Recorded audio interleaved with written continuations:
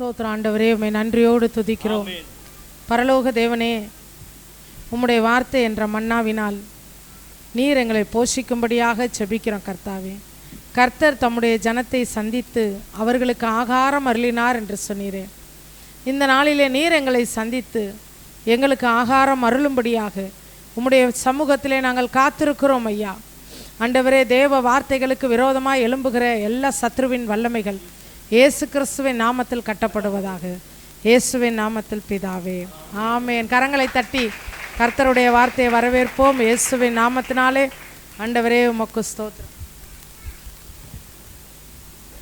ஆமாம், இந்த சிலுவையின் வெற்றி ஆராதனைக்கு வந்திருக்கிற உங்களை இயேசு கிறிஸ்துவின் நாமத்தினாலே ஆசீர்வதித்து வாழ்த்துதலை கூறுகிறேன். அல்லேலூயா. இன்னைக்கு உலகம் முழுவதும் இயேசு கிறிஸ்துவினுடைய மரணத்தை, பாடுகளை என்ன செய்கிறாங்க? நினைவு கூறுகிறார்கள். நம்மளை ஆண்டவர் நினைவு கூற சொல்லியிருக்கிறாரா, வேண்டான்னு சொல்லியிருக்கிறாரா? நினைவு கூற சொல்லியிருக்கிறாரு. எப்படி நினைவு கூற சொல்லியிருக்கிறாரு? அவருடைய பந்தியை எப்பெல்லாம் நம்ம பங்கு கொள்கிறோமோ அப்பெல்லாம் அவருடைய பாடு, அவருடைய மரணத்தை நாம் நினைவு கூறுகிறோம் அப்படின்னு சொல்லி, அதுக்காக தான் இந்த பந்தியை என்ன பண்ணுறாரு? இந்த பந்தியை மட்டும் ஆண்டவர் நமக்கு ஆயத்தப்படுத்தி கொடுக்கலன்னா, பந்தியே இல்லைன்னு வச்சுக்கோங்க, நம்ம பாட்டுக்கு வரோம், நம்ம பாட்டுக்கு ஜெபிக்கிறோம், நம்ம பாட்டுக்கு ஆராதிக்கிறோம், நம்ம பாட்டுக்கு போகிறோன்னா, இயேசு நமக்காக பட்ட பாடுகளையும் அவர் நமக்காக செய்த அந்த சிலுவை மரணத்தையும் மறந்துருப்போம். நேரம் என்ன பண்ணியிருப்போம்? அவரே ஏதோ ஒரு சாமி அப்படின்னு நினச்சிட்டு என்ன பண்ணிகிட்ருக்கோம்? ஓடிக்கிட்டு இருந்திருப்போம். அவருடைய நினப்பு என்னன்னா, என்னுடைய பாடுகளையும் என்னுடைய மரணத்தையும் நீ என்ன செய்ய? நினைவு கூற வேண்டும். நான் உயிர் தெழுந்த தேவன் என்பதை நீ என்ன செய்யணும்? நினைவு கூறணும். நான் மறுபடியும் வருவேன் என்பதை என்ன செய்யணும்? நினைவு கூறணும். இதெல்லாம் அவர் நமக்கு சொன்ன வார்த்தை. அந்த வார்த்தையை நம்ம வருஷத்தில் ஒரு நாள் நினைவு கூறுறது அல்ல, வாரம் வாரம் நினைவு கூறுகிறோம். அல்லேலூயா. எப்பெல்லாம் கூடுறோமோ அப்பெல்லாம் இயேசுவே எனக்காக நீர் மரித்தீர், என்னுடைய பாடுகளை நீர் ஏற்றுக்கொண்டீர்னு நாம் நினைவு கூர்ந்து இந்த பந்தியில் என்ன செய்கிறோம்? பங்கு பெறும். அப்போ இன்னைக்கு ஏன் சிலுவையின் வெற்றி ஆராதனை? அல்லேலூயா. இன்னைக்கு ஏன்? இன்னைக்கு இந்த ஆராதனை கண்டிப்பாக வைக்கணுமா? வாரம் வாரம் தானே நம்ம என்ன பண்ணுறோம்? இன்னைக்கு ஏன் வைக்கிறோம் அப்படின்னா, இன்னைக்கு முழு உலகமும், முழு உலகத்தினுடைய பார்வை எங்கே இருக்குது? சிலுவையின் மேலே இருக்குது. ரட்சிக்கப்பட்டவங்களும் சரி, ரட்சிக்கப்படாதவங்களும் சரி, எல்லா மதத்தினரும் சரி, இன்றைக்கி எதை தான் பேசிக்கிட்டு இருக்காங்க? இயேசு உயிர் விட்டார். இயேசு என்ன பண்ணார்? உலகமே ஒரு புள்ளியை பார்த்து இயேசுவை என்ன பண்ணிகிட்டு இருக்கு? நினைவு கூறும்போது நாம் கதவை பூட்டிட்டு வீட்டுக்குள்ளே படுத்து தூங்கக்கூடாது. அல்லேலூயா. ஆனால் இன்றைக்கி நம்ம பண்ணலைன்னாலும் ஒன்றும் பிரச்சனை இல்லை, ஆனால் பண்ணுறது ரொம்ப நல்லது. அல்லேலூயா, அல்லேலூயா. எப்பயுமே நினைவு கூறுறவங்க இன்றைக்கி என்ன செய்கிறோம்? நினைவு கூறுறோம். சரி, இன்றைக்கி பாடல்லாம் நம்ம எப்படி பாடணும்? இல்லை, யெசுவா யெசுவா ஜெயம் எடுத்த யெசுவா. ஆண்டவர் என்ன எடுத்தாராம்? ஜெயம் எடுத்தார். ஆண்டவர் பெற்று நமக்கு கொடுத்த அந்த வெற்றியை இந்த நாளில் நினைவு கூர்ந்து நிறைய நேரம் அந்த வெற்றியை நம்ம மறந்துடுறோம். எதை மறந்துடுறோம்? வெற்றியை மறந்துடுவோம். 10th பிள்ளைங்க, இப்போ 10th மார்க் வேணும், 10th மார்க் வந்துடும். அதுக்கப்புறம் என்ன பண்ணுவோம்? +2 அப்புறம் அது மறந்துடும். கொஞ்ச நாள் கழிச்சு 10th என்ன மார்க்னா, 10th சயின்ஸில் என்ன மார்க்னா தெரியல, என்னமோ ஒரு மார்க்கு. வெற்றி என்றைக்குமே என்ன பண்ணிடுது? நம்ம கடந்து வர்ற பாதையில் நாம் பெற்ற வெற்றியில் அநேக வெற்றியை நாம் மறந்து போயிட்டோம்.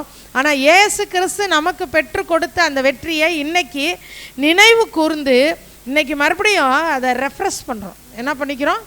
நமக்குள்ளே அதை என்ன பண்ணிக்கிறோம்? மறுபடியும் புதுப்பித்து கொள்ளுகிறோம்.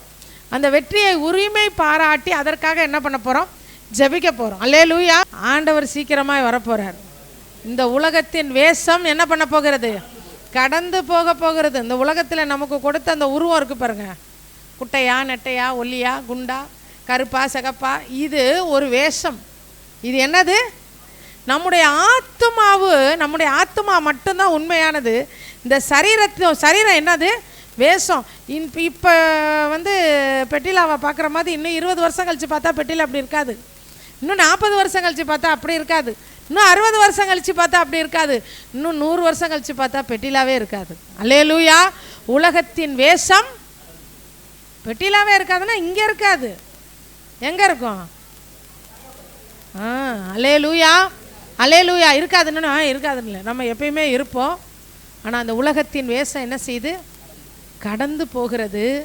ஒன்று மட்டும்தான் இந்த உலகத்தில் நிரந்தரம், இயேசு நமக்கு கொடுத்த ரட்சிப்பு மட்டும்தான் நிரந்தரம். அல்லேலூயா. அவர் நமக்கு கொடுத்த எல்லாமே நமக்கு நிரந்தரம் இல்லை. அல்லேலூயா.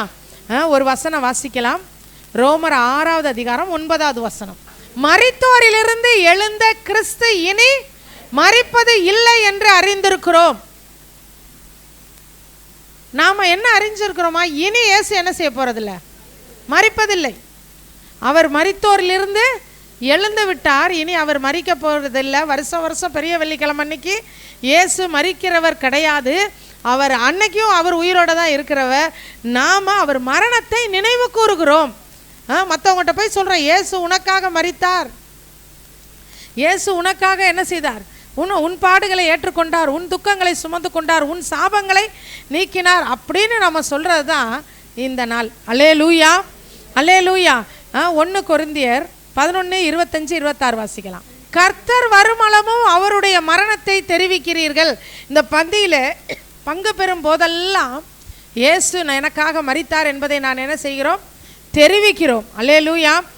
யோவான் 19வது அதிகாரம் 30வது வசனத்துக்கு வருவோம். இயேசு முடிந்தது என்று சொல்லி தலையை சாய்த்து ஆவியை ஒப்பு கொடுத்தார். அல்லேலூயா. 3 காரியத்தை பார்க்குறோம் இங்கே. முடிந்தது என்று சொன்னார், தலையை சாய்த்தார், ஆவியை ஒப்பு கொடுத்தார். இதே அந்த இடத்துல இயேசு இல்லாமல் யாராவது ஒரு சராசரி மனிதர்கள் அந்த இடத்துல இருந்திருந்தா அவங்க என்ன செஞ்சுருப்பாங்க? முடிந்ததுன்னு சொல்லியிருக்கலாம், அடுத்தது ஆவி போயிருக்கும், அப்புறம் தலை சாஞ்சிருக்கும். அல்லேலூயா. எப்படி நடக்கும்? சராசரி மனிதர்களுக்கு என்ன செய்யும்? ஆவி போனதுக்கப்புறம் தான் தலை என்ன செய்யும்? சாயும்.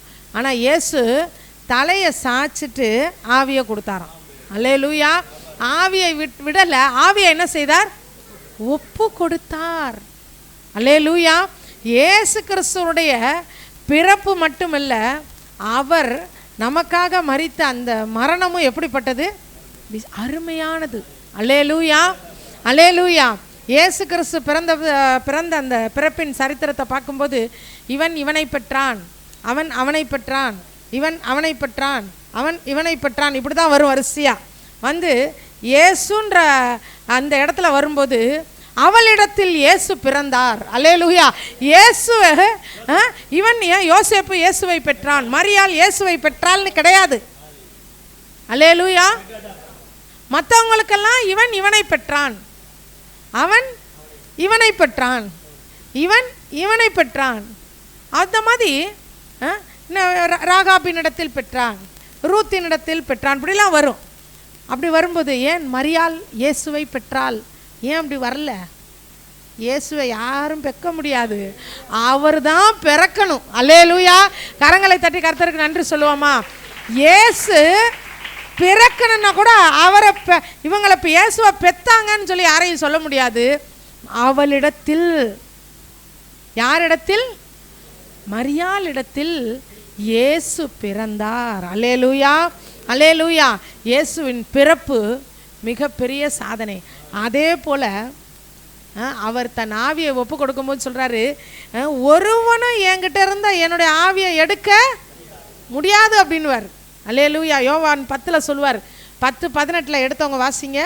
கரங்களை தட்டி கர்த்தருக்கு நன்றி சொல்லுவோமா? இயேசு சொல்கிறாரு, எப்பா என்னை யாரும் என்கிட்ட ஜீவனெல்லாம் ஒருத்தரால என்ன செய்ய முடியாது, அல்லேலூயா, எடுக்க முடியாது.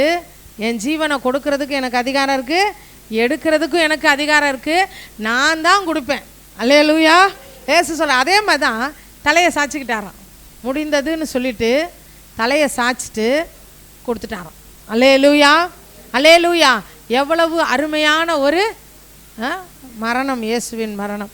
அது எத்தனை நாள் மரணம் அவரை ஆண்டு கொள்ளுவது இல்லை.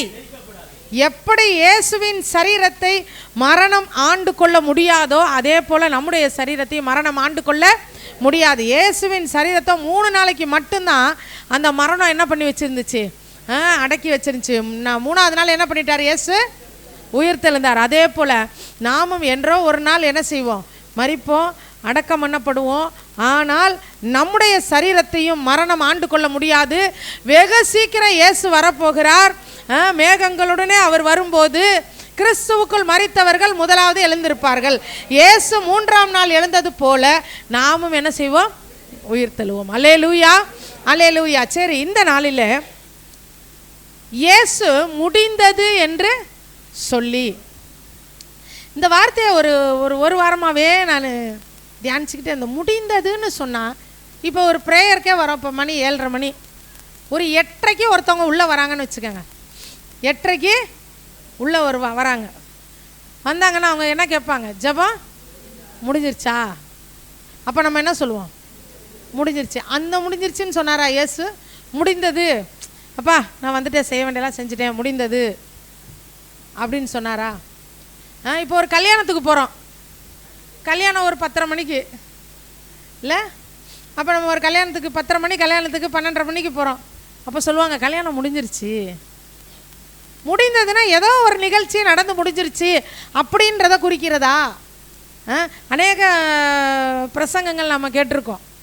முடிந்தது அப்படின்னு இயேசு சொல்லும்போது எதை சொல்கிறாரு, அவர் நமக்காக என்னெல்லாம் செஞ்சாரோ அதை செஞ்சு முடிச்சிட்டேன் அப்படின்னு தன்னுடைய வேலையை என்ன பண்ணிட்டாரு, முடிந்தது அப்படின்னு சொன்னாருன்றாங்க. அது உண்மைதான், அது உண்மை. ஆனால் அதுக்குள்ளே இன்னும் ஏதோ ஒன்று இருக்குது. ஜெபம் முடிஞ்சிருச்சு, கல்யாணம் முடிஞ்சிருச்சு, பரீட்சை முடிஞ்சிருச்சு, அப்படி ஏதோ ஒரு நிகழ்ச்சி முடிஞ்சதுக்கான ஒரு வார்த்தை மாதிரி இந்த வார்த்தை இல்லை. இந்த ஒரு வாரமாக இந்த வார்த்தையை குறித்து அதிகமாக தியானிக்கும் போது பார்த்தீங்கன்னா அதை தான் தியானிக்க முடியாமல் நிறையா டிஸ்டர்பன்ஸ் வரும். என்ன வரும்? ஆமாம், பயங்கர டிஸ்டர்பன்ஸ். ஆமாம், பண்ண முடியாமல் அது இது எல்லாத்தையும் ஒரு மூட்டையாக தூக்கி இயேசுவின் நாமத்தினால் என்ன தான் முடிஞ்சிச்சு ஆண்டவரே, முடிந்ததுன்னா என்ன முடிந்தது? இன்னைக்கு ஒரு கிரேக்க வார்த்தை, ஏன்னா பைபிள் கிரேக்கத்தில் இருந்து மொழிபெயர்க்கும் போது இந்த முடிந்ததுன்ற வார்த்தைக்கு என்ன சொல்கிறாங்களாம், டெட்டலஸ்டாய். டெட்டலஸ்டாய் ஸ்பெல்லிங் என்ன தெரியுமா? TETELESTAI, டெட்டலஸ்டாய்.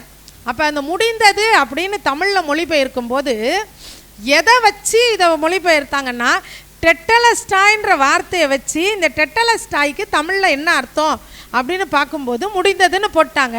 ஆனால் டெட்டலஸ்டாய் அப்படின்னு நம்ம தியானிக்கும் போது அதில் நிறைய அர்த்தங்கள் இருக்குது. முடிந்ததுன்னா நமக்கு என்ன முடியும்? கல்யாணம் முடிஞ்சிருச்சு இல்லை, ப்ரேயர் முடிஞ்சிருச்சு, அப்புறம் என்ன முடிஞ்சிருச்சு, பரீட்சை முடிஞ்சிருச்சு, அது முடிஞ்சிருச்சு, இது முடிஞ்சிருச்சு, இது மட்டும் தான் நமக்கு தெரியும்.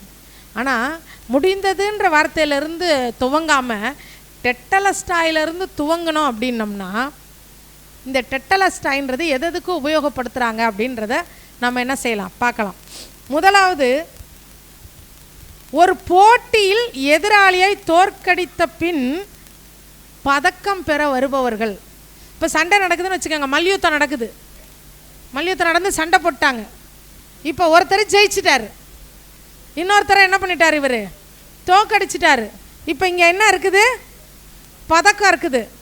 அவர் இங்கே வரணும், அவர் இங்கே ஒரு சில சாட்சிகள் முன்னாடி அவர் சொல்லணும், டெட்டலஸ்டாய் அப்படின்னு. அப்படின்னா என் எதிரியை நான் வீழ்த்தி விட்டேன், இங்கே பாரு எதிரி கிடக்கிறான் அப்படின்னு அந்த எதிரியின் வீழ்ச்சியை அறிவிக்கிற ஒரு வார்த்தையாக டெட்டலஸ்டாய் அப்படின்ற வார்த்தை பயன்படுத்தப்படுது. அல்லேலூயா, அல்லேலூயா. இயேசு கிறிஸ்து சிலுவையில் டெட்டலஸ்டாய்ன்னு அவர் சொன்னாருன்னா, அவர் பிசாசு அவர் ஜெயிச்சுட்டு அவர் சந்தோஷமாக அந்த இடத்துல முழங்குறார், டெட்டலஸ்டாய், இது முதல் நீதியின் கிரீடம் எனக்காக வைக்கப்பட்டிருக்க, நித்திய ஜீவனை என் பிள்ளைகளுக்கு பெற்றுக் கொடுக்கும்படியாய் நான் எதிரியை வீழ்த்தி விட்டேன் அப்படிங்கிறதுக்கு அடையாளமாய் தான் டெட்டலஸ்டாய்ன்ற வார்த்தையை அவர் சொன்னார். அந்த வார்த்தைக்கு தமிழில் அந்த அளவுக்கு பெரிய ஒரு மொழிபெயர்க்கிறதுக்கு வார்த்தை இல்லை. முடிந்தது அப்படின்னு சொல்லியாச்சு. அல்லேலூயா. நம்மளும் அதை முடிந்தது அப்படின்னு முடிச்சு வச்சுறோம். அல்லேலூயா, அல்லேலூயா. உங்களுக்கும் எனக்கும் எதிராக இருந்த வசனம் இருக்கா இல்லையா? அதெல்லாம் வசனத்தெல்லாம் வாசிட்டு போனால் ரொம்ப லேட் ஆயிரும்.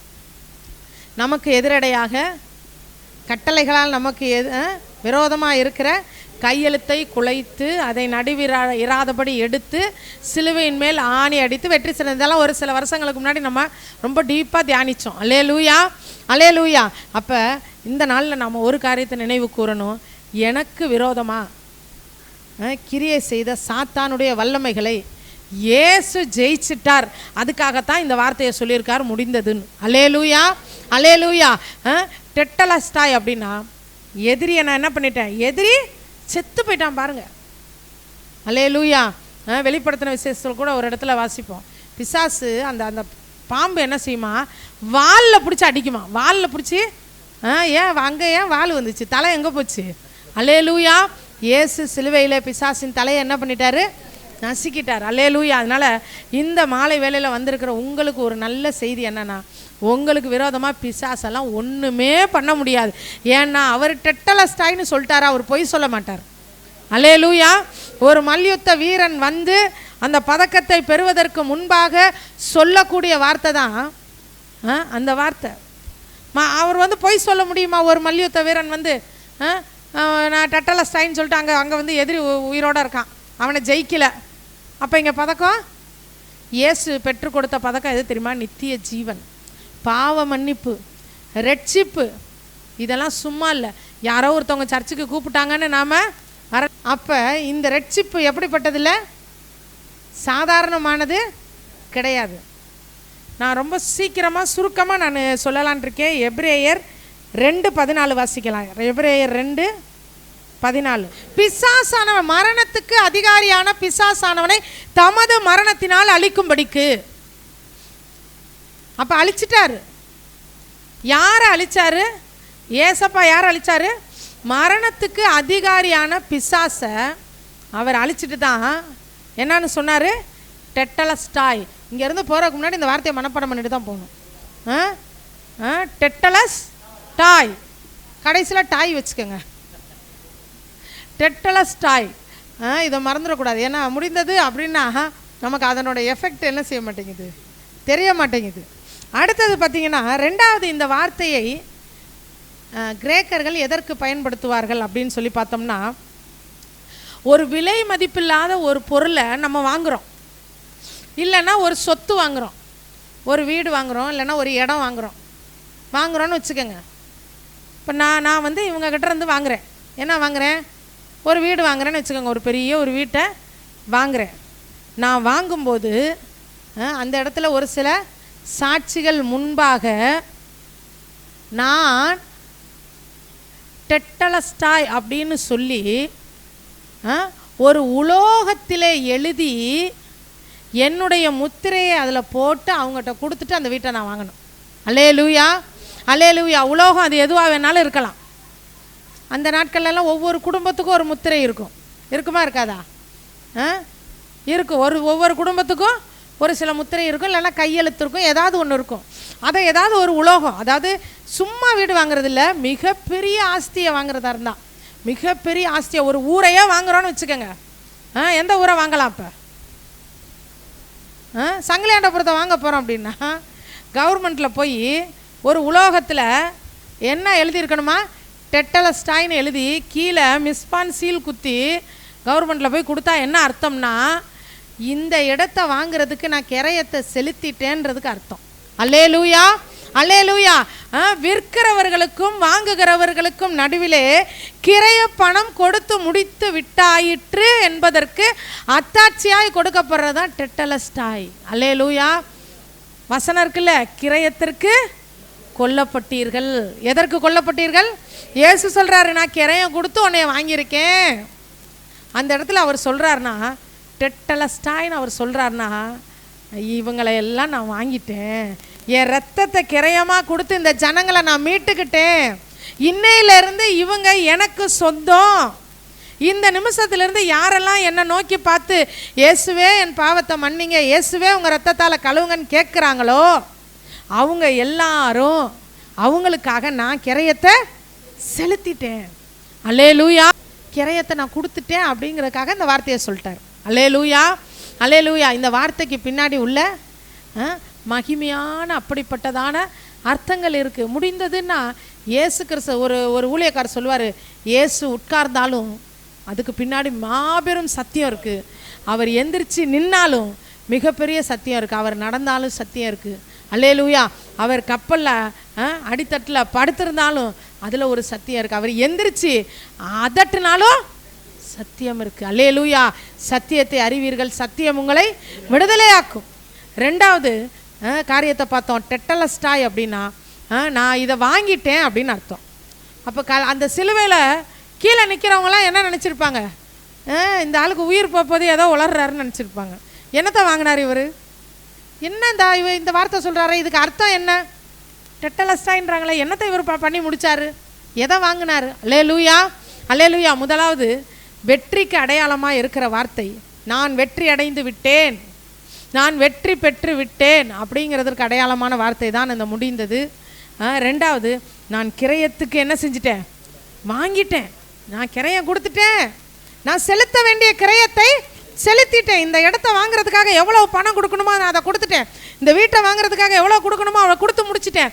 இந்த ஆத்துமாவை நித்திய ஜீவனுக்குள்ளே கொண்டு வர்றதுக்காக எவ்வளவு பாடு அனுபவிக்கணுமோ, எவ்வளவு ரத்த சிந்தனமோ அதை நான் செஞ்சு முடிச்சிட்டேன் அப்படின்றார். அல்லேலூயா. அவர் எல்லாத்தையும் செஞ்சு முடித்ததுக்கப்புறம் நாம் இன்னமும் சொல்லிக்கிட்டு இருக்கோம் அவர் நமக்கு ஒன்றும் செய்யலைன்றோம். அவர் என்னத்தை செஞ்சார்? அவர் இது வேஸ்ட், இது கேட்கும், ஒரு சின்னோண்டு ஒன்று கேட்கும், இது செய்யலன்னு. இது எனக்கு என்னத்தை செஞ்சார்? எனக்கு அவருடைய இருதயம் எப்படி இருக்கும்? உங்களை பெற்றவங்கள்ட்ட நீங்கள் போய் கேட்க வேணாம், அதை ஈஸியாக போய் கேட்டுருவீங்க. உங்களை பெற்றவங்கள்ட்ட போய் கேளுங்கன்னா டக்குன்னு போய் கேட்டுருவீங்க. நீங்கள் பெற்ற பிள்ளைங்க உங்ககிட்ட வந்து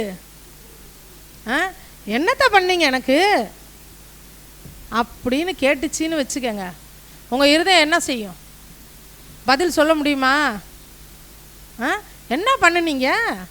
எல்லாரும் வளர்கிற மாதிரி தானே வளர்ந்துச்சு, எல்லாருக்கும் சோறு போட்ட மாதிரி தானே எனக்கு போட்டீங்க. எனக்குன்னு என்ன?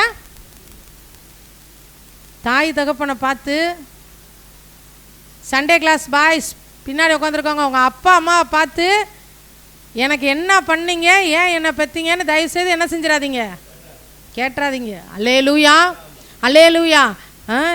இயேசு கிறிஸ்து நமக்கு அப்படி செஞ்சுட்டு இவ்வளோ தூரம் நமக்காக என்ன பண்ணியிருக்காரு? நம்மளை மீட்கணும்.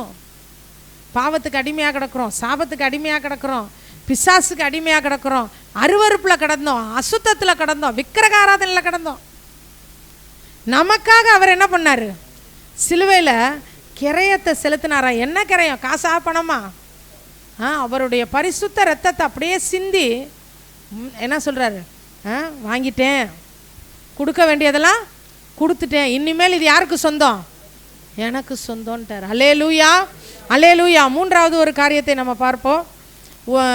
ஏசாயா 53:4-5. நம்முடைய மீறுதல்களின் நிமித்தம் அவர் காயப்பட்டு நம்முடைய அக்கிரமங்களின் நிமித்தம் அவர் நொறுக்கப்பட்டார், நமக்கு சமாதானத்தை உண்டு பண்ணும் தண்டனை அவர் மேல் வந்தது. அல்லேலூயா, அல்லேலூயா. மூணாவது அவர் இந்த டெட்டலஸ்டாய்ன்ற வார்த்தையை சொல்கிறக்கு என்ன தெரியுமா? இன்னொரு அந்த வார்த்தையை வேறு எங்கே பயன்படுத்துவாங்க?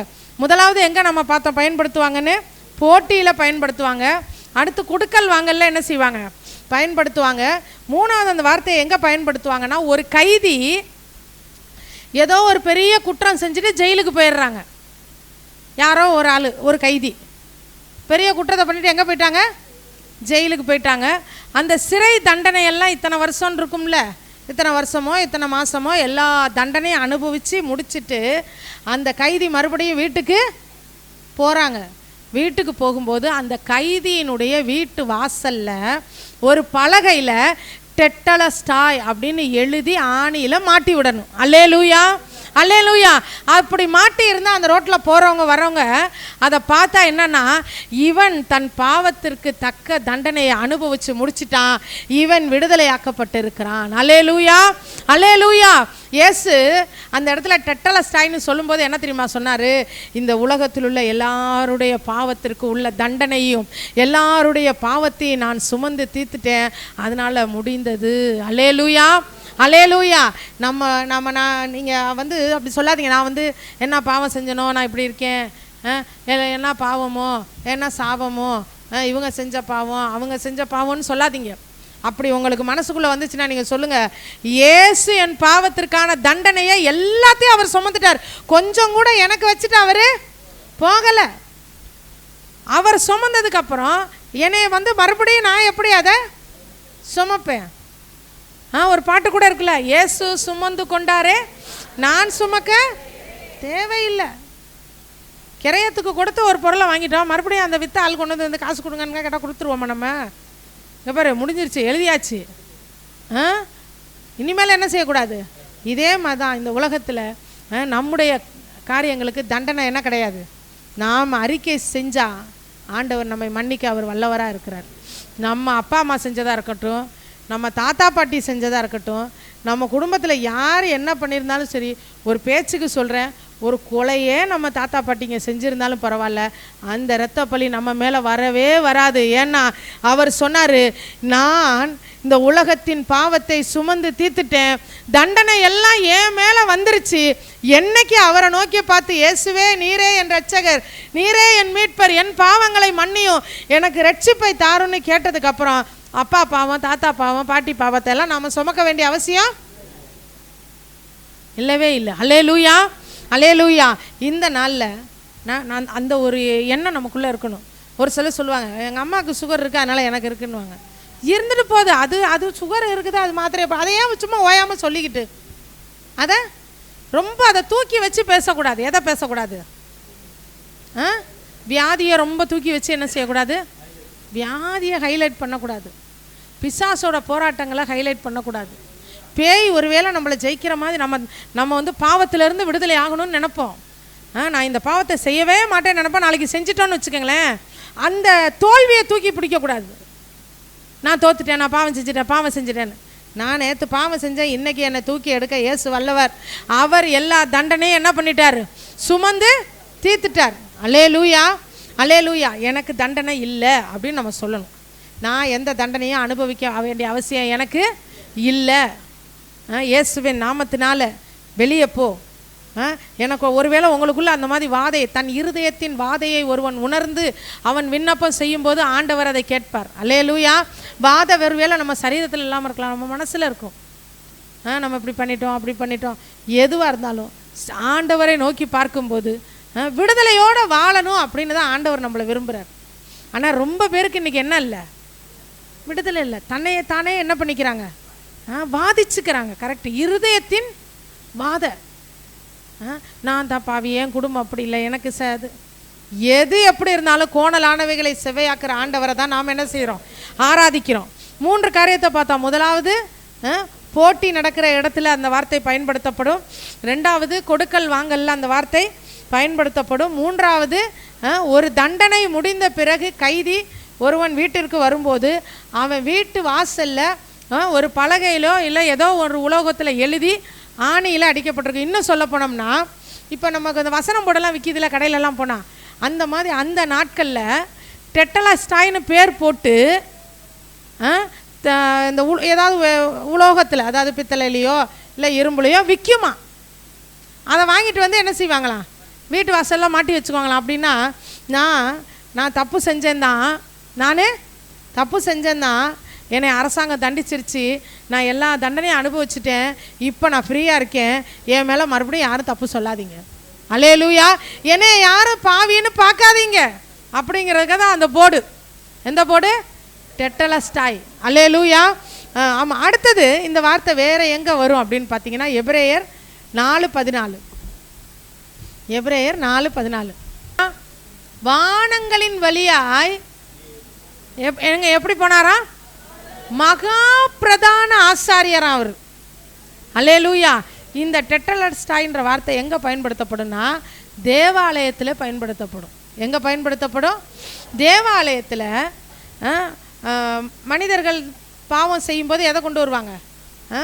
ஆமாம், பலியை என்ன செய்கிறாங்க? கொண்டு வந்து செலுத்தும் போது ஆசாரியன் போய் அந்த ஆட்டையோ அந்த புறாவையோ அந்த கன்றுக்குட்டியவோ அடித்து பாவ நிவர்த்தி செய்து முடித்துட்டு அந்த ஆட்டை அடிச்சுட்டு அதனோட கொழுப்பை எங்கே போடணும் இதெல்லாம் இருக்குது இல்லை, குடலை எங்கே போடணும் எல்லாத்தையும் செஞ்சு கிஞ்சு முடிச்சுட்டு அந்த இரத்தத்தை எடுத்து எங்கே கொண்டுட்டு போகிறாங்க, மகா பரிசுத்த ஸ்தலத்தில் போய் யார் வந்து அந்த பலியை செலுத்தினாங்களோ, இப்போ மோனிகா அப்படின்னா மோனிகாவுக்காக நான் பாவ நிவர்த்தி செய்கிறேன்னு சொல்லி அந்த ஆசாரியன் என்ன செய்யணும், அந்த இரத்தத்தை தெளிச்சுட்டு பிரகாரத்தில் வந்து நின்று அந்த ஆசாரியன் மக்களை பார்த்து சொல்லணுமா, டெட்டலஸ்டாய் அப்படின்னு. அல்லேலூயா. அப்படின்னா உனக்காக மகா பரிசுத்த ஸ்தலத்திலே பாவத்திற்கான பிராயச்சித்தம் செய்து முடித்தாயிற்று, உன் பாவத்திற்கான பரிகாரம் செஞ்சு முடிச்சாச்சுன்னு சொல்லிட்டு ஆசாரியன்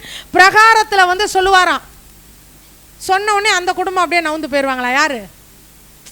ஆமாம், மக்கள் எல்லாம் கூட்டமாக நிற்பாங்களாம், பிரகாரத்தில் எல்லாம் நிற்பாங்களாம். ஒவ்வொரு குடும்பமும் என்ன செய்வாங்களாம், அவரவருக்கு சக்திக்கு ஏற்ற மாதிரி கொண்டு வருவாங்களாம். அப்போ அங்கே பலி செலுத்தப்பட்டு முடித்தோடனையும் ஆசாரியன் வெளியே வருவார். வெளியே வந்து மோனிகாவுடைய குடும்பத்தினுடைய பாவம் நிவர்த்தி செய்யப்பட்டு விட்டது அப்படின்றதுக்கு டெட்டலஸ்டாய் அப்படின்னோடனே மோனிகா குடும்பம் நவுந்து அங்கிட்டு போயிடணும்.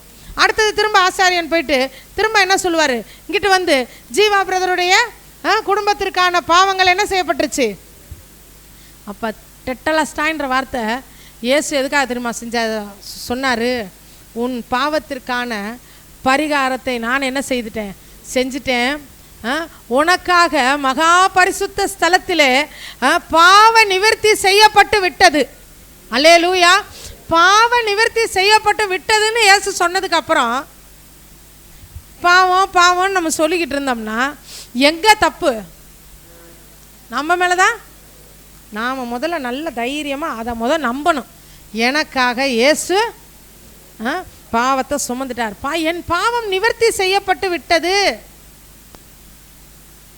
என் இள வயதின் பாவத்தை நினையாதிரும் சொல்லுவார் ஒருத்தர். யார் சொல்லுவா? இள வயதின். நம்மலாம் அப்படிலாம் கேட்க வேணாம். இள வயதின் பாவம், முதிர் வயதின் பாவம், எந்த பாவத்தையும் கேட்க வேணாம். ஏன்னா நாம் என்ன சொல்லணும்னா, இயேசுவே என் பாவங்கள் மன்னிக்கப்பட்டுச்சு, என் பாவங்கள் நிவர்த்தி செய்யப்பட்டு விட்டது, என் பாவத்திற்கான எந்த விதமான காரியத்தை நான் செலுத்த வேண்டிய அவசியம் இல்லை. ஒரு சிலர் சொல்லுவாங்க பாவத்தை அறிக்கை பண்ணி ஜெபம் பண்ணுங்கன்னு. உண்மைதான், பாவத்தை என்ன செய்யணும், அறிக்கை பண்ணி. இன்றைக்கி செய்கிற பாவத்தை அறிக்கை பண்ணுங்க, நாளைக்கு பாவம் செஞ்சீங்கன்னா அதுக்குன்னு நல்லா டெய்லி பாவம் செஞ்சுக்கிட்டே இருங்கன்னு சொல்லலை. அல்லேலூயா. அப்படி என்ன செய்யக்கூடாது, தன் பாவத்தை மறைக்கிறவன் வாழ்வடைய மாட்டான், அவற்றை அறிக்கை செய்து விட்டு விடுகிறவனுக்கு தான் இரக்கம் கிடைக்கும். என்ன செய்யணும், விடணும். இல்லைன்னா அட்லீஸ்ட் விடணும்னு நினைக்கணும்.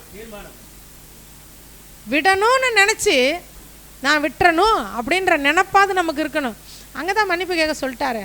நான் போன வாரம் ஞாயிற்றுக்கிழமை சாயந்தரம் சொன்னேன் தெரியல, பாவரிக்கை பண்ணுறதுல கூட உண்மை என்ன செய்யணும் இருக்கணும். அது கூட ஒரு கடமைக்கு. இயேசுவே என் பாவத்தை மன்னி, இயேசுவே என் பாவத்தை மன்னி.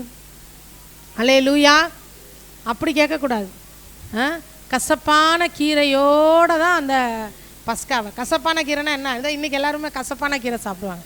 என்ன கீரை? அந்த கீரை கிடையாது. கசப்பான கீரைனா மனஸ்தாபப்பட்ட ஒரு இருதயத்தில் குத்துண்டார். ஐயோ, ஏன் பாவத்துக்காக தானே அவர் பலியானார், நான் பட வேண்டியதை அவர் பட்டாரே, எனக்காக தானே இயேசு. நம்ம ஒரு பாவம் செஞ்சோன்னு நமக்குள்ள அந்த ஆத்தும கசப்பு உண்டாகணும். இப்படி நான் என்ன பண்ணிட்டேன், இப்படி பண்ணிட்டேனே, இப்படி திருடிட்டேனே, இப்படி பொய் சொல்லிட்டேனே, இப்படி கெட்ட வார்த்தை சொல்லிட்டேனே அப்படின்னு அந்த இருதயம் என்ன செய்யணும், இருதயம் ஒரு கசப்பை உணரணும். இருதயத்தின் கசப்பு இருதயத்திற்கே தெரியும், அதன் மகிழ்ச்சிக்கு அந்நியன் உடந்தை ஆக மாட்டான். அல்லேலூயா. இருதயத்துக்குள்ள பாவ கசப்பு இருக்கும்போது, எனக்கு எங்கள் வீட்டுக்காரால் தான் எனக்கு பிரச்சனை, எனக்கு என் மனைவியால் தான் பிரச்சனை, எனக்கு என் பிள்ளைங்க சரியில்லை அதனால தான் பிரச்சனை, எனக்கு மாமனார் மாமியார் சரியில்லை அதனால தான் பிரச்சனை, எனக்கு அப்பா அம்மா சரியில்லை. இந்த இருதயத்தின் கசப்பு, பாவ கசப்பு எங்கே இருக்குது, உள்ளே இருக்குது. அதை முதல்ல என்ன பண்ணணும், வெளியேற்றணும். மனஸ்தாபம் உள்ள ஒரு இருதயம் நமக்கு என்ன செய்யணுமா இருக்கணும். அல்லேலூயா. அடுத்ததா 4 காரியத்தை பார்த்துருக்கோம். என்னென்ன பார்த்தோம்? போட்டியில் பயன்படுத்தப்படக்கூடிய என் எதிரியை வீழ்த்தி விட்டேன் அப்படிங்கிறதுக்கு அதை செஞ்சு முடிச்சிட்டார்ல, எதிரியை வீழ்த்திட்டேன்றதுக்கு வரக்கூடிய வார்த்தை தான் டெட்டலஸ்டாய். ரெண்டாவது வேற எதுக்கு அந்த வார்த்தை வந்துச்சு? கிரையம், ஒரு கொடுக்கல் வாங்கல அந்த வார்த்தை.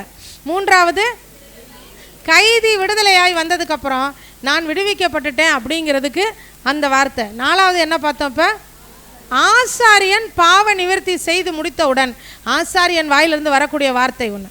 கடைசியாக ஒன்று பார்ப்போம். பிலிப்பியர் 2:7. என்ன ரூபம் எடுத்தாராம்? அடிமையின் ரூபம்.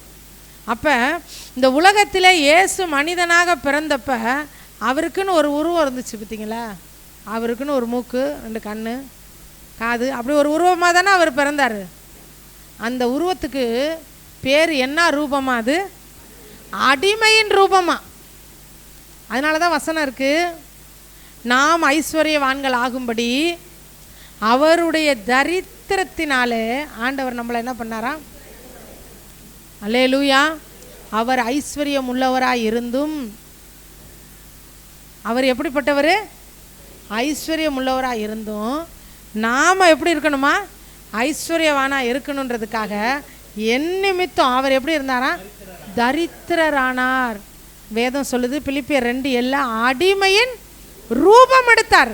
இயேசுக்கு கொடுக்கப்பட்ட அந்த ரூபம் எப்படிப்பட்ட ரூபம்? அடிமை. ஏன் தெரியுமா அடிமையின் ரூபம்? மனுஷர் சாயல் தானே. அடிமையின் ரூபம் எடுத்து மனுஷர் சாயலானார். நம்ம ஏற்கனவே பார்த்துருக்கோம், இயேசு அப்படியே ரொம்ப பாவப்பட்ட பஞ்சகோலத்தில் கஷ்டப்படுற குடும்பத்தில் பிறந்தவர் கிடையாது அவர்.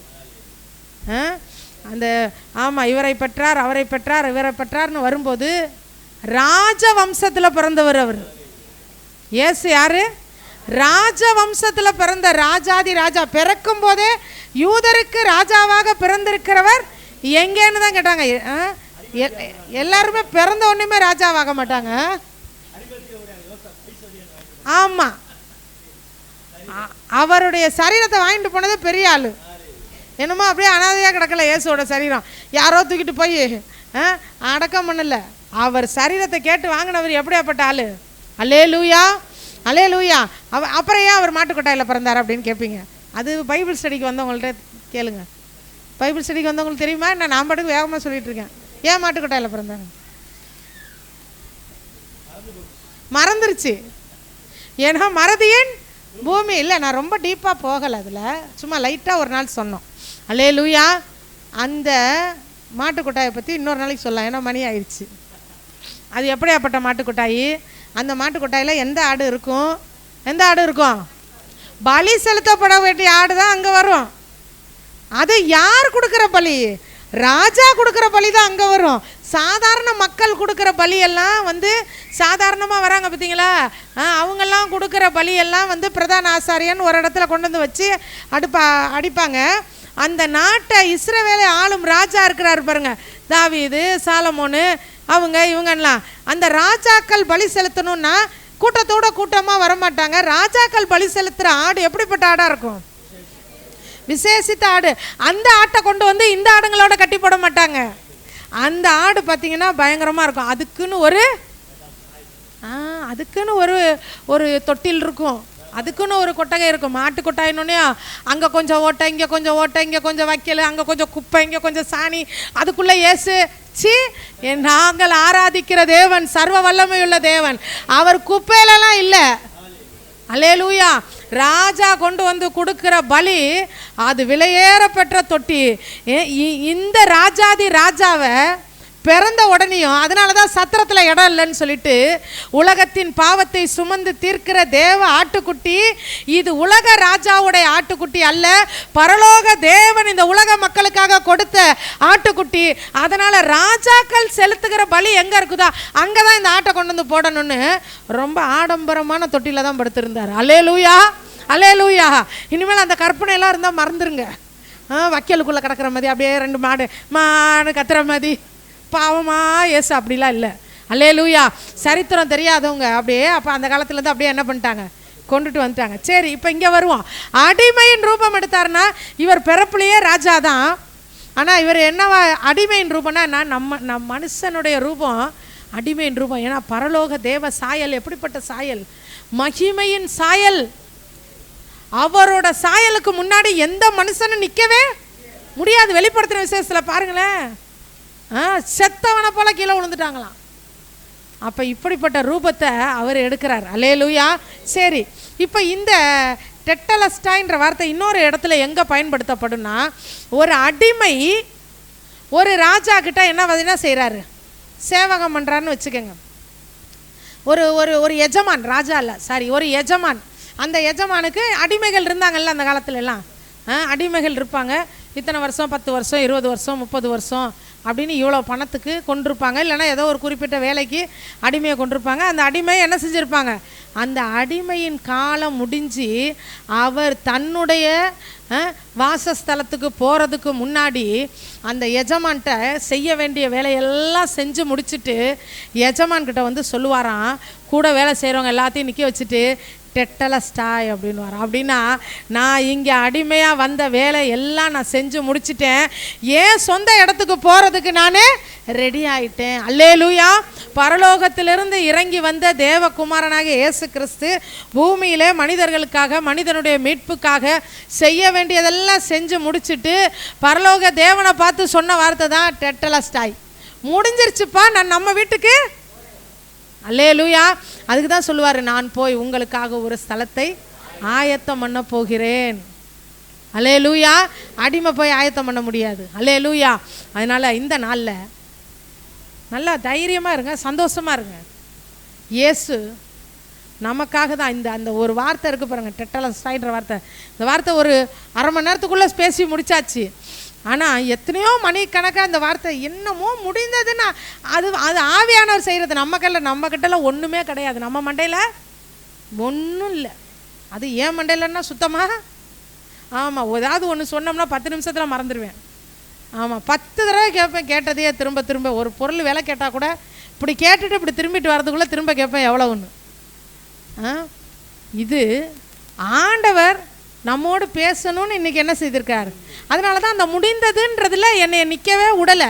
முடிந்ததுக்கு இது நீ நினைக்கிற அர்த்தம்லாம் இல்லை, இதுக்கு பின்னாடி வேறு இருக்குது, இதுக்கு பின்னாடி வேறு இருக்குன்றப்ப தான் மூல மொழிபெயர்ப்பில் என்ன இருக்குது, அது இருக்குது, இது இருக்குதுன்னு பார்க்கும்போது தான் இந்த 5 காரியங்கள் எழுதப்பட்டிருந்தது. அல்லேலூயா. அல்லேலூயா.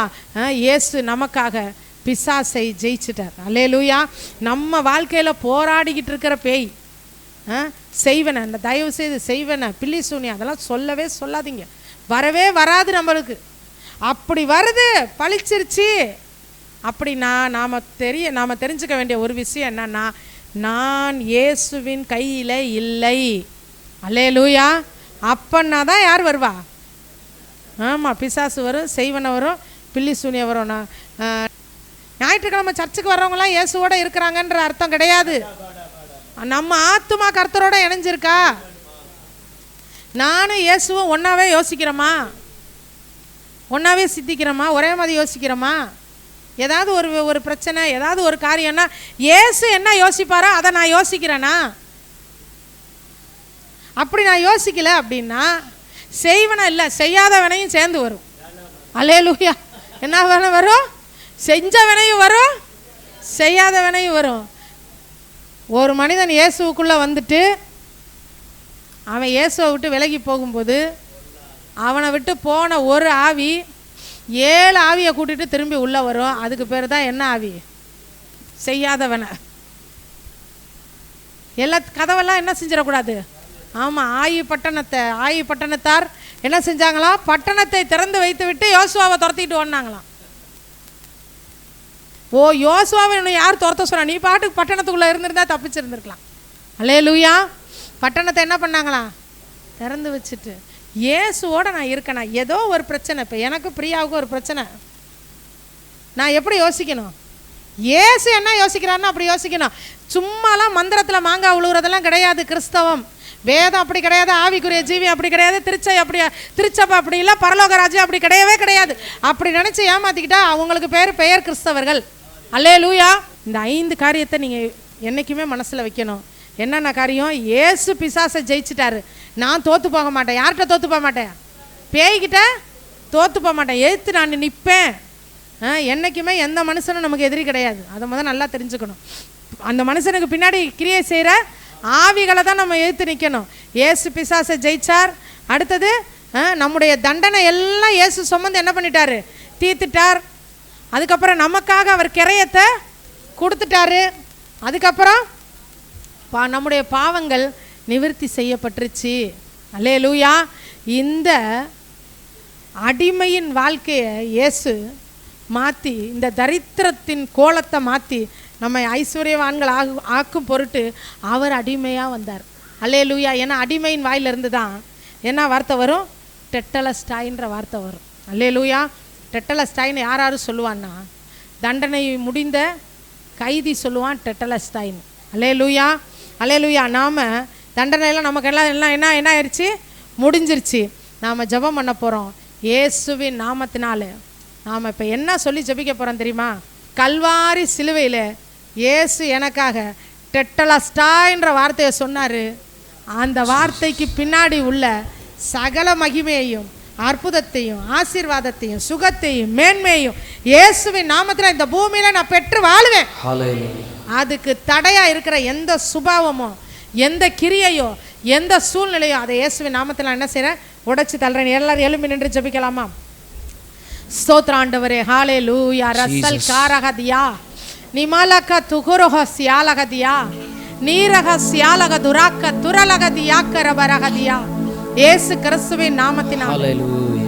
பரிசுத்தமுள்ள தேவாதி தேவனே, பரிசுத்தமுள்ள தேவாதி தேவனே, ஹalleluya. கிருபையுள்ள ஆண்டவரே, தகப்பனே, இந்த நாளில் ஆண்டவரே சிலுவையின் வெற்றி ஆராதனையில், சிலுவையின் வெற்றி ஆராதனையில் ஆண்டவரே கல்வாரி சிலுவையில் இயேசு எனக்காக என்ன செய்தார் என்பதை உணர்ந்து, இயேசு எனக்காக எதையெல்லாம் செய்து முடித்தார் என்பதை இந்த நாளிலே அறிந்து கொள்ளும்படி கிருபை தந்தீரே.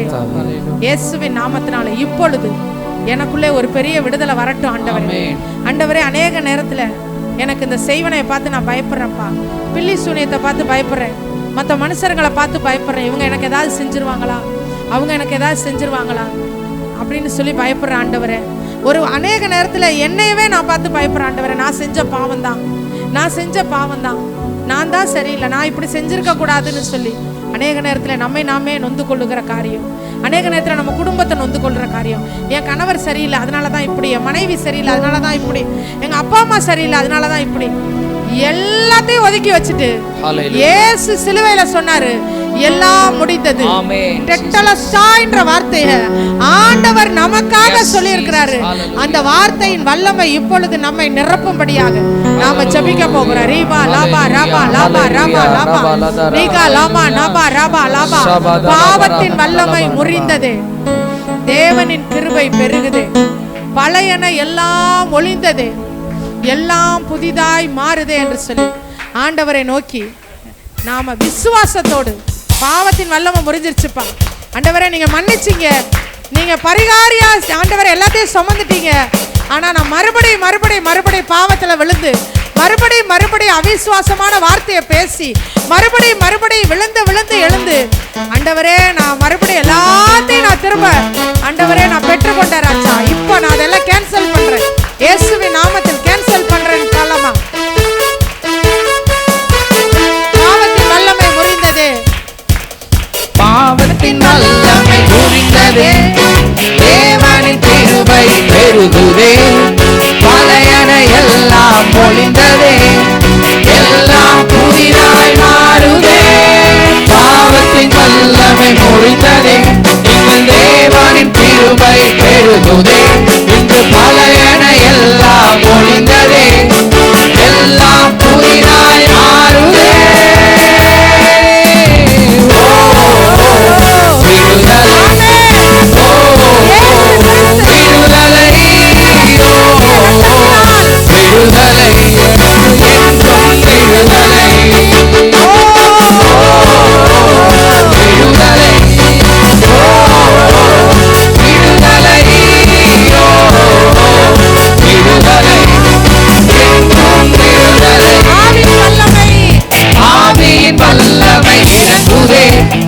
வறண்ட வாழ்க்கை செழிக்குதே, பலவீனம் எல்லாம் மாறுதே, பலனா என்னை மாற்றுதே. ஆவியின்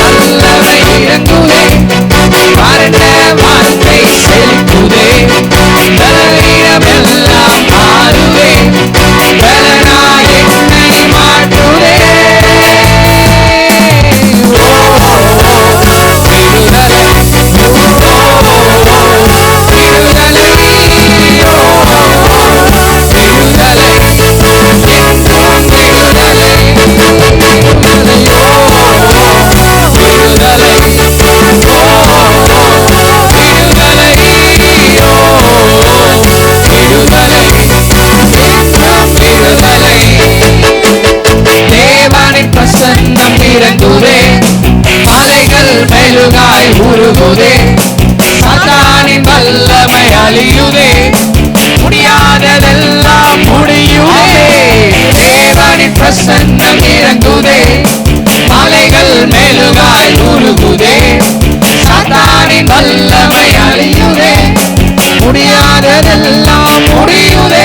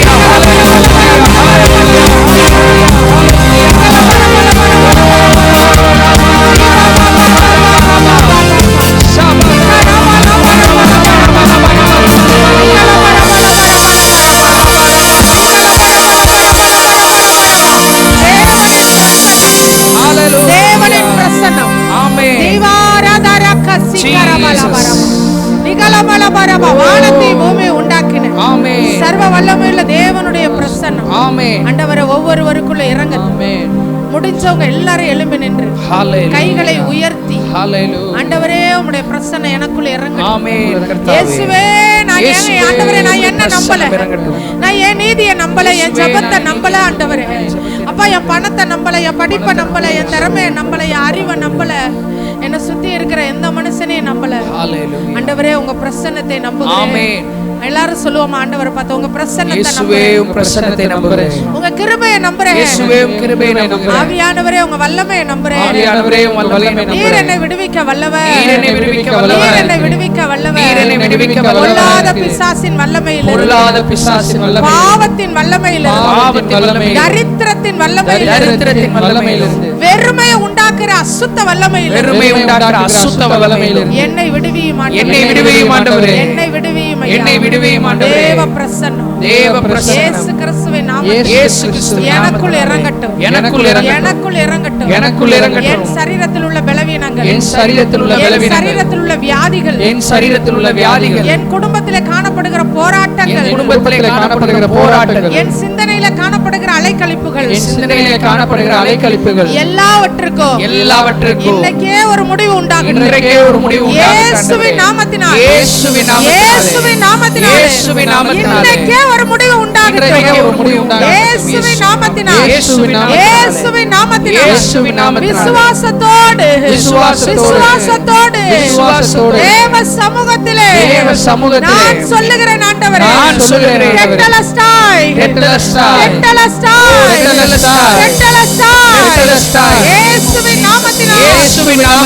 என்னுடைய வாழ்க்கையிலே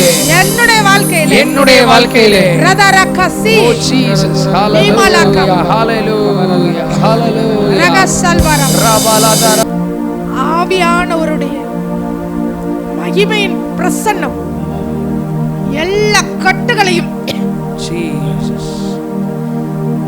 அறுத்து போட வல்லமை உள்ளது. ஒரு மிகப்பெரிய இளைப்பாறுதல் உங்கள் ஆத்துமாக்களை நிரப்பி கொண்டு இருக்கிறது. மிகப்பெரிய இளைப்பாறுதல்.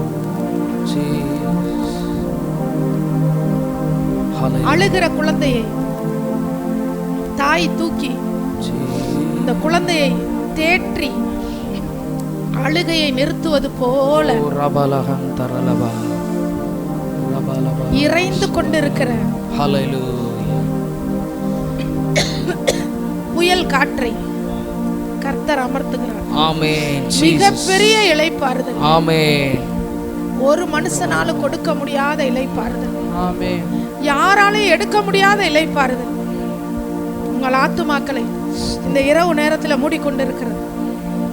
இனி வர நாட்கள்ல ஹalleluya அந்த இளைப்பாறுதலை நீங்க பாப்பீங்க. ஆமென் ஜீசஸ். அந்த இளைப்பாறுதலை நீங்க பாப்பீங்க. ஆமென் கர்த்தாவே.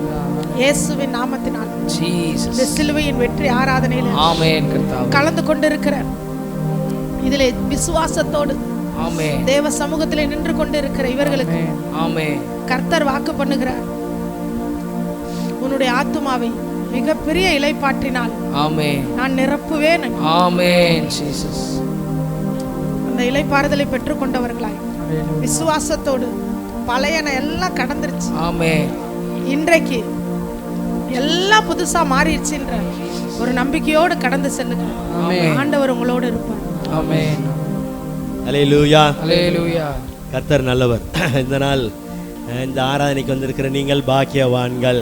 ஹல்லேலூயா. ஏன்னா எல்லாமே அக்கார்டிங் டு யுவர் வேர்ட் தான், ஆண்டவருடைய வார்த்தையின்படி தான். ஒரே ஒரு வசனத்தை சொல்லி நிறைய வசனங்கள் ஆண்டவர் நினைப்பிட்டு கொண்டே இருந்தார்.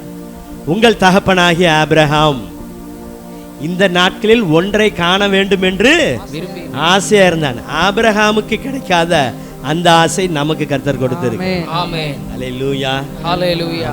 அப்போஸ்தலர் நடபடியில் ஒரு வசனம் உண்டு, எந்த ஜனத்திலாயினும் அவருக்கு பயந்திருந்து நீதியை செய்கிறவன் எவனோ அவனே அவருக்கு உகந்தவன். ஆக நல்ல ஆண்டவருடைய வார்த்தையை கேட்டிருக்கிறீர்கள். ஆண்டவர் இந்த நாளிலும் உங்கள் வாழ்க்கையை சீர்படுத்தி இருக்கிறார்.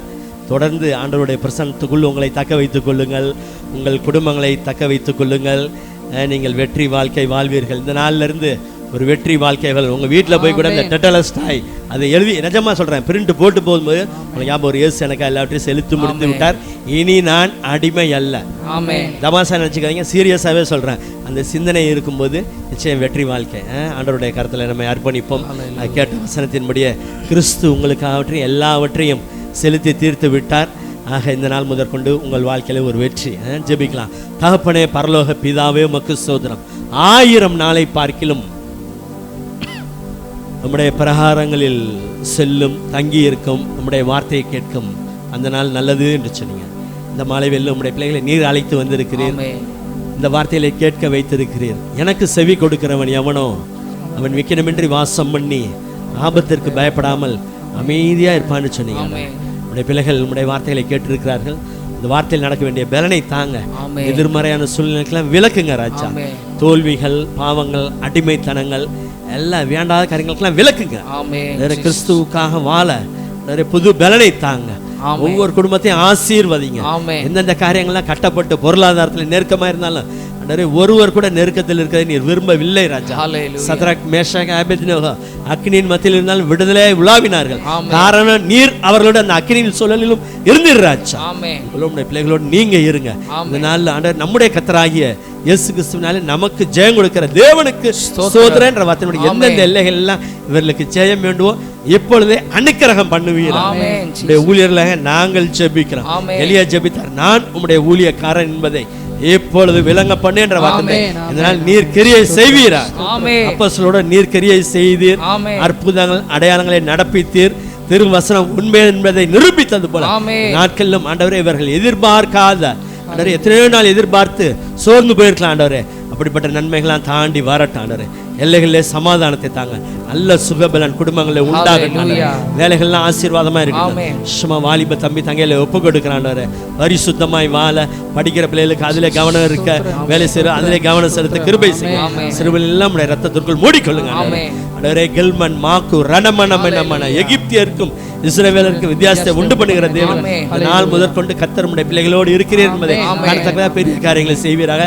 எல்லாவற்றும் உங்க நாமம் உயர்ந்திருக்கட்டும். இயேசுவின் நாமத்தில் பிதாவே ஆமென். நாம எல்லாரும் சேர்ந்து சொல்லுவோம், என் ஆத்துமாவே கர்த்தரை ஸ்தோத்திரி, என் முழு உள்ளமே அவருடைய பரிசுத்த நாமத்தை ஸ்தோத்திரி.